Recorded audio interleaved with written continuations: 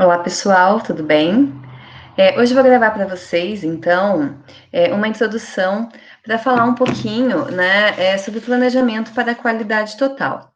Então, aqui eu coloquei na capa, né, os gurus, evolução da qualidade, que foi o que a gente viu nas aulas anteriores, e até eu fiquei muito feliz, né, com a aula passada, onde houve uma adesão muito grande por parte de vocês na dinâmica que a gente fez, que era para abordar quem era o melhor guru. E na conclusão da aula passada, nós vimos então que todos os gurus, eles contribuem grandemente, né, então, para o desenvolvimento da qualidade, para as melhorias, enfim, né, eles foram extremamente importantes para as ações que as empresas obtêm hoje, né, ao buscar essa gestão pela qualidade total. Então, hoje a gente vai falar um pouquinho a fim de conhecer o contexto da gestão estratégica da qualidade. Porque, assim, quando a gente fala em gestão, né, colocando no âmbito geral, eu vou gestar uma empresa, eu vou gerenciar essa empresa. Então, eu tenho que conhecer essa empresa num todo. Eu tenho que identificar suas metas, objetivos, missão, visão, valores. É, pontuar onde essa minha empresa ela está inserida no mercado hoje, olhar para fora, né, da empresa. Então, não é só olhar os seus processos, o que eu entrego para o cliente, é enxergar como a minha empresa ela está inserida nesse contexto mercadológico, ou seja, quem são os concorrentes locais, quem são os concorrentes diretos e indiretos, aqueles que de alguma forma podem afetar, então, né, os resultados dessa organização. Então, a alta gestão, ao gerenciar essa empresa, ela tem que olhar a empresa em âmbito local, nacional, mundial, porque, como a gente falou, não tem como você competir apenas com a empresa que está do lado da sua, é necessário, então, você ter uma competitividade global, porque hoje nós podemos comprar produtos de qualquer lugar do mundo, e quando se fala em qualidade, então, nós, como clientes, exigimos essa qualidade independente de onde venha esse produto. Então, é fundamental que a organização ela estabeleça uma gestão estratégica de qualidade para que ela possa ter um norte a seguir, para que ela possa identificar quais são os parâmetros de qualidade que essa empresa deve ter, né? E aí, né, eu coloco uma pergunta, né, que, como eu falei, como clientes, independente de onde nós vamos adquirir um bem ou um serviço, a gente deseja sim alcançar, receber essa qualidade que para a gente é fundamental, porque é o que faz, é o que nos faz escolher um produto ou um serviço em detrimento a outro, né? E aí, aqui nesse slide, eu coloco para vocês, né? Qualidade é um diferencial? Então, lá na década de 90, no início da década de 90, né, quando o nosso mercado nacional abriu as portas, né, para mercados em níveis mundiais, muitas empresas fecharam as portas. Por quê? Porque o foco delas era a produtividade e não a qualidade. E quando elas começaram a ver, né, que tinha empresas que tinham um nível de qualidade muito maior que elas entregavam mais do que o cliente exigia, elas começaram a se tornar o quê? Pouco competitiva. Lembra aquele contexto de sobrevivência que nós falamos em aulas anteriores? Então, qualidade, né, hoje, em tempos atuais, na era da tecnologia, ele não é um fator de diferenciação no cenário mercadológico, não é um fator de diferenciação para se tornar competitivo. É mais que uma necessidade, né? Porque como nós temos vários competidores, várias empresas competidoras no mercado, a gente tem sim que se destacar buscando o quê? Entender aquilo que o cliente deseja. E para que eu possa entender aquilo que o cliente deseja, eu tenho que estar estabelecendo diretrizes para que eu possa alcançar esse resultado de maneira, né, a entregar de forma o que o cliente efetivamente deseja. Então, assim, pensando no que a gente comentou nas aulas anteriores, pensando nas transformações que a Revolução Industrial trouxe e tem trazido em épocas atuais, então a qualidade ela foi sendo o quê? Ela foi sendo implementada e melhorada dentro dos processos organizacionais. Então, se a gente vê na primeira Revolução Industrial, né, onde houve mudanças processuais, porque quando a gente fala em qualidade, a gente tem que pensar, sim, né, nos processos que nós vamos atuar dentro da empresa e como podemos melhorar esse processo, né? Então, iniciou como? Né, a introdução de novos equipamentos, né? Então, lá em 1700, com os teares, né, mecânicos, então foi facilitado o modo de produção desses produtos. Depois, né, na segunda revolução industrial, eles conseguiram então aumentar a produtividade também, automatizando já, né, certos processos. Houve a mudança das divisões de trabalho, e aí vem aquele contexto que eu comentei anteriormente, né, que o Taylor, ele contribuiu também para com a qualidade, né? Por quê? Porque ele fez a divisão dos métodos de trabalho, embora, é claro, teve impacto para a saúde do trabalhador, por conta de repetibilidade, né? Reprodução daquelas atividades, enfim, mas houveram já as funções, por exemplo, do inspetor, para que ele pudesse diferir aquele produto com qualidade e sem qualidade.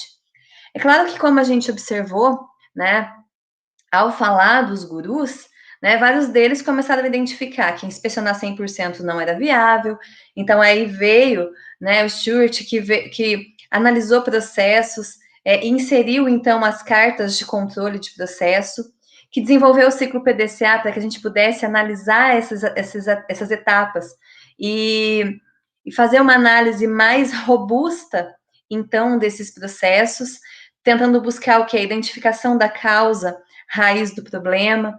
Deming, que contribuiu com os princípios de gestão da qualidade, Ishikawa, né, com outras ferramentas que foram tão essenciais, né, para a disseminação da melhoria dos processos dentro das organizações. E, ao tentar melhorar esses processos, a tecnologia ela foi e é extremamente importante para as nossas organizações, né? Por quê? Porque quando a gente fala em melhorar processos, a gente pensa assim: o que eu posso fazer com que esse processo ele reduza erros, reduza falhas? E a gente, como, né, costume, a gente pode falar que o ser humano tende a errar. E querendo ou não, quando a gente ajusta uma máquina, quando a gente desenvolve uma máquina que ela tem a mesma capacidade de desenvolver ações, né, que o homem faz, talvez ele tenha tendências a errar menos, né? E se a gente pode ter uma base de controle em relação a isso, analisando os dados, os apontamentos da produção, isso é fundamental para garantir essa melhoria, né? Então é isso que alguns alunos até comentaram: eu não gostaria de trabalhar para esse guru, o Crosby, né? Ele identificava a fábrica oculta dentro da organização. E hoje, né, o quanto a tecnologia baseada na utilização de eletrônica, informática, em tecnologias de informação, elas são importantes para promover a produção mais automatizada, apontando a fábrica oculta que talvez, né, em alguns locais eles não conseguem identificar. Então, quando a gente faz um apontamento de produção, a gente consegue identificar essas falhas. Então, a tecnologia de informação, ela permitiu bastante isso, né, e a automatização dos processos também. E hoje, né, por meio da indústria 4.0, né, a quarta revolução industrial baseada em uso de sistemas cibernéticos, né, internet das coisas, a questão da nuvem, né, onde a gente pode controlar, então, o processo independente de onde nós estivermos, né, então, onde nós temos máquinas que elas tem um autoaprendizado em relação a esses processos, utilizando, então, a inteligência artificial para desenvolver ações e tomar decisões, talvez, muitas vezes mais assertivas que nós mesmos, né? Então, assim, essas tecnologias, elas foram e são extremamente importantes, né? E aí é onde entra a qualidade, né? Ao a gente observar toda essa evolução. Então, como a gente viu na aula passada, a qualidade, ela entra como antes um fator diferencial e hoje como um fator essencial, porque se um sistema, se um processo, ele não está sob controle, né, ele não está dentro da normalidade, dos parâmetros que a gente está avaliando, então a gente tem que buscar melhorar esse processo para que a gente possa, então, tornar esse processo estável e garantir, então, que esse processo seja um fator estratégico para a competitividade da organização. Então, a qualidade, ele não é um diferencial, No entanto, para que a gente possa exercer controle sobre as ações que são realizadas dentro da empresa, a gestão estratégica da qualidade, ela deve estar inserida na gestão estratégica organizacional de uma empresa, né? Por quê? Porque ela vai garantir, né, com que a empresa ela seja mais competitiva no mercado, né, e consiga atender então aquelas premissas, as necessidades que o cliente deseja. Então, como vocês já viram em outras disciplinas, por quê? Porque dentro de gestão da produção, quando a gente fala em planejamento estratégico da produção, a gente também analisa esses fatores externos, o fator de capacidade da empresa, né? E a gente vai olhar dentro do contexto da qualidade, a capacidade que a empresa tem em atender às necessidades do cliente e também, né, visando que ser lucrativa no mercado, porque nenhuma empresa ela só visa atender os anseios do cliente sem visar os próprios rendimentos, né? Que isso é nato de quase todas as empresas com fins lucrativos. Então, para que a gente possa alcançar isso, é fundamental desenvolver um planejamento, porque sem planejamento a gente pode tomar decisões erradas, né? Então a gente tem os planejamentos estratégico, tático, operacional, né? Então de longo, médio e curto prazo, onde qualidade ela deve estar inserida nesses três âmbitos organizacionais, onde a alta direção ela vai olhar para fora da empresa, ver o que os outros estão fazendo, para se tornar competitiva no mercado.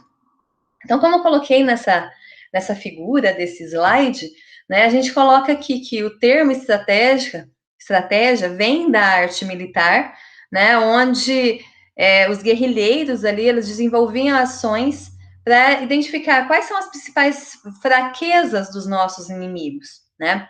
E a partir da identificação das fraquezas ou das ações que eles estão tomando, né, atualmente para vencer, né, a guerra, eu tenho que tentar bolar uma estratégia que seja melhor que a dele, para que eu possa estar à frente, para que eu possa vencer, então, a competitividade da empresa.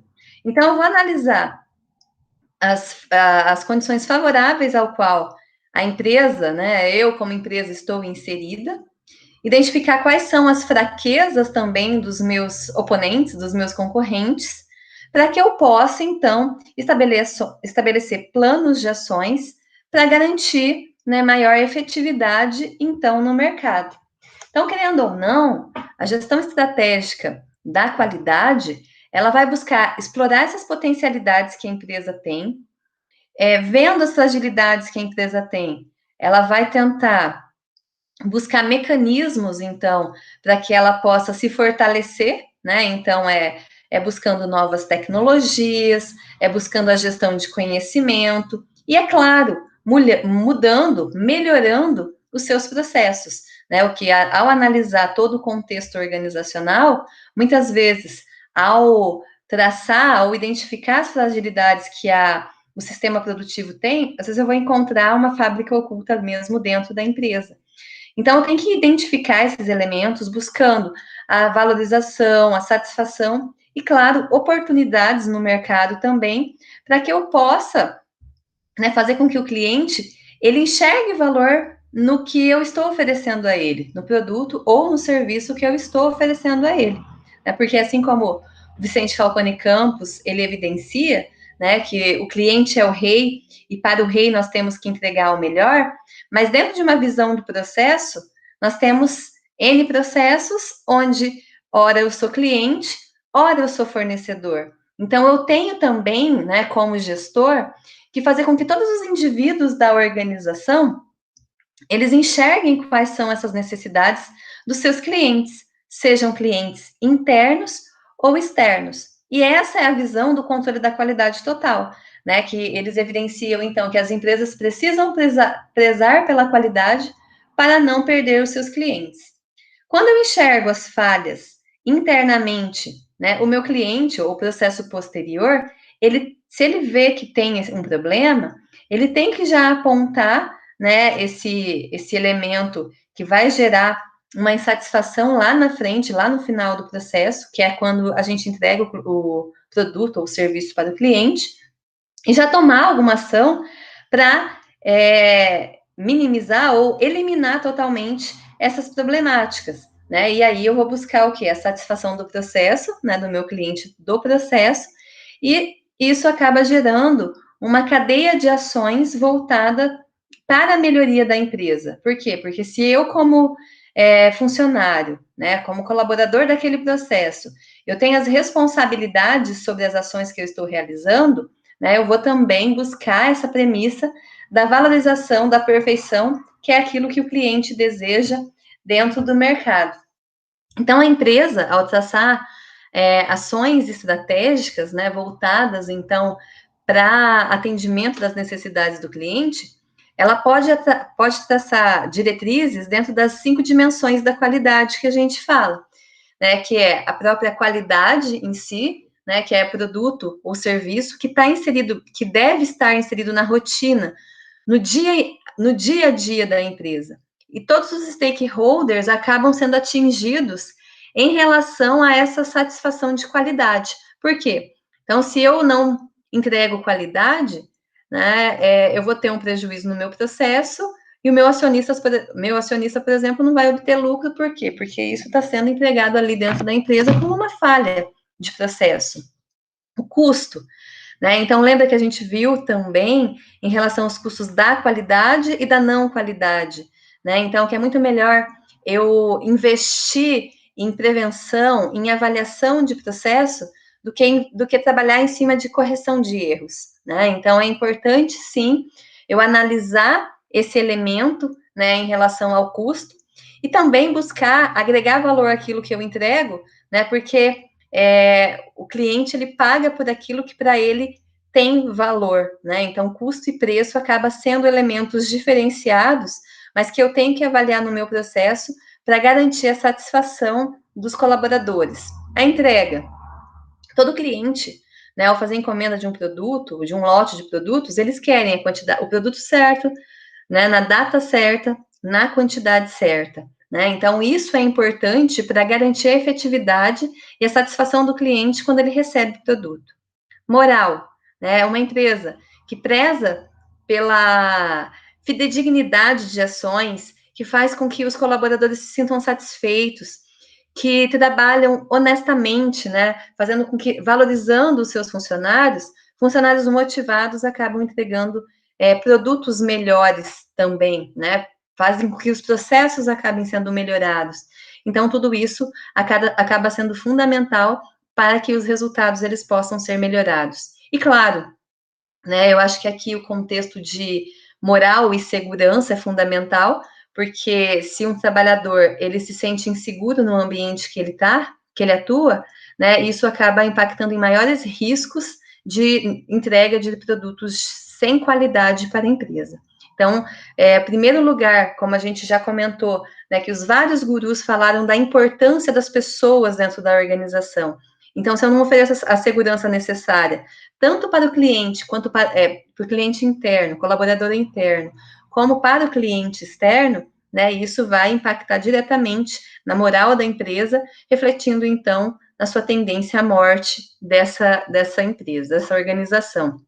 Então, todas essas dimensões são base fundamental para que a empresa ela possa gerenciar, né, possa criar elementos de melhoria ali no seu processo, possa estabelecer quais são os objetivos que elas querem alcançar, possa determinar, a partir da análise do seu cenário, metas de alcance, e a partir disso construir então um caminho que seja direcionado à entrega de todos esses elementos de qualidade, custo, entrega, moral e segurança para todos os envolvidos então nesse processo.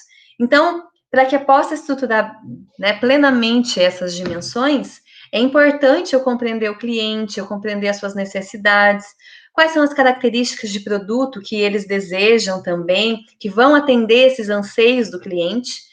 Porque, assim, quando a gente pensa, né, em estar fazendo uma entrega satisfatória para o cliente, né, então aqui eu coloquei a ilustração de uma casa, né, a gente tem que ter o quê? A qualidade como base, onde esses valores, essas dimensões, eles devem estar na estrutura dessa empresa, né, o que é o que vai fazer com que a casa fique em pé, né? Então, como em algumas teorias, por exemplo, no sistema Lean mesmo, eles têm essa estrutura, né? Onde a gente tem que estar buscando sempre elementos para garantir, então, que haja sustentação desse negócio.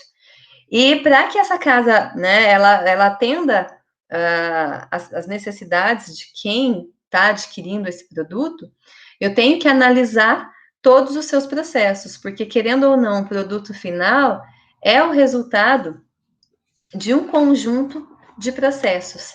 Então, assim, todos dentro da empresa, eles precisam entender quais são os processos que eles executam. Então, esses processos, eles devem estar integrados, né? Por quê? Porque há dependência entre setores, há dependência, né? De atividades também. O alinhamento para a qualidade, ele deve estar todos com o mesmo alinhamento, todos devem saber o que é qualidade, todos devem saber o que o cliente deseja lá no final.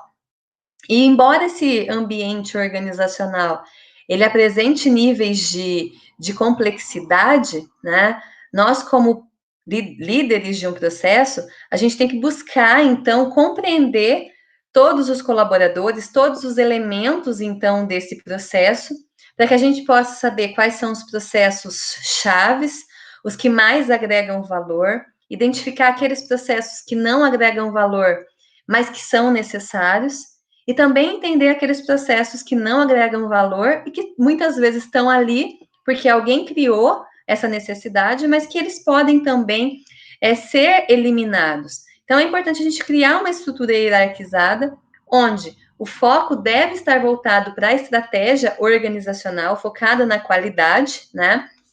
E agindo no dia a dia, na rotina da empresa, para que a gente possa efetivamente gerar esses resultados. Porque, assim, uma cultura de qualidade dentro da organização, ela não vai acontecer do dia para a noite, né? Então, é necessário analisar, compreender processos, treinar pessoas, né? Para que todas entendam quais são as diretrizes organizacionais, o que a empresa deseja, né?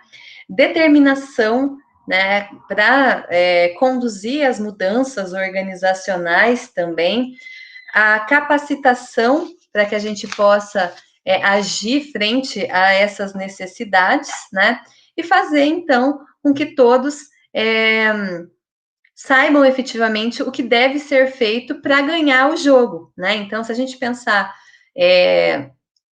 numa empresa como um jogo de futebol, né? Então a gente tem o técnico que ele vai mostrar onde cada pessoa vai estar, né? Quais são as estratégias de jogada? Para isso ele tem que saber como que os concorrentes jogam, né? Como o outro time joga, para que ele possa preparar as pessoas para que eles façam gol, né? E fazer gol dentro das empresas é ser competitiva, é vender o produto no mercado, né? E a gente tem que estar focado no placar o tempo inteiro também, para que a gente possa alinhar essas estratégias, esses indicadores, enfim, né, para garantir com que esses resultados ocorram. Então, assim, é muito fácil teorizar, né, o que é a gestão estratégica de qualidade, mas em seu conceito primordial é olhar efetivamente o que a empresa faz, entender os seus processos e definir diretrizes, então, para que resultados possam ser alcançados. Então, hoje eu quis apresentar para vocês um pouquinho desse contexto estratégico, e aí depois eu vou apresentar, né, como a gente pode dar o pontapé inicial, então, nessa jogada aí de mercadológica para fazer com que haja uma estrutura estratégica de gestão da qualidade dentro das organizações, ok? Então, até mais.